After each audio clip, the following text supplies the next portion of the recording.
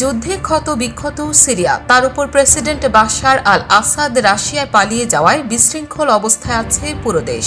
এমন সময় সিরিয়াকে সহায়তার জন্য যখন আন্তর্জাতিক সম্প্রদায়ের এগিয়ে আসা উচিত, তখন সাহায্যের বদলে উল্টো মুহুর্মুহু বোমা হামলা করছে ইসরায়েল। এমনকি আসাদের পালিয়ে যাওয়ার দিনে গোলান মালভূমির বিরাট অংশ দখল করে নিয়েছে যুদ্ধপ্রিয় এই ইহুদি রাষ্ট্র।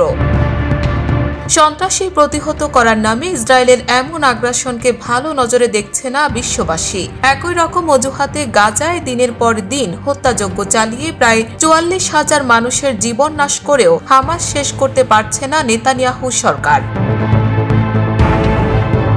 তেমনি সিরিয়া যখন বেসামাল অবস্থায়, তখন তিনি সুযোগ নিচ্ছেন। একদিকে দখল করছেন, অন্যদিকে বোমা হামলায় কাঁপিয়ে তুলছেন দামেস্ককে। অনলাইন বিবিসি বলছে, সিরিয়ার রাজধানী দামেস্কে যখন জীবনযাত্রা স্বাভাবিক হয়ে আসছে, তখন সোমবার দিবাগত রাতে শত শত বোমা হামলা চালিয়েছে ইসরায়েল। এর এক হামলায় দেশটির উত্তর পূর্বাঞ্চলে অবস্থিত কামিশলি আন্তর্জাতিক বিমানবন্দরের মারাত্মক ক্ষতি হয়েছে। গতকালও সেখানে মর্টার শেলের অবশিষ্টাংশ পড়েছিল।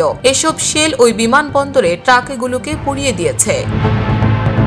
ওদিকে অন্তর্বর্তী সরকারের প্রধানমন্ত্রী হিসেবে নিয়োগ দেওয়া হয়েছে মোহাম্মদ আল বশিরকে। আগামী বছরের ১ মার্চ পর্যন্ত এই নিয়োগ কার্যকর হবে। ব্রিটেন ভিত্তিক সিরিয়ার পর্যবেক্ষক মানবাধিকার সংস্থা SOHR বলছে, সিরিয়ার শতাধিক স্থানে বিমান হামলা চালিয়েছে তেল আবিব। এতে রাসায়নিক অস্ত্র উৎপাদনের সঙ্গে জড়িত একটি গবেষণা কেন্দ্র মারাত্মকভাবে ক্ষতিগ্রস্ত হয়েছে।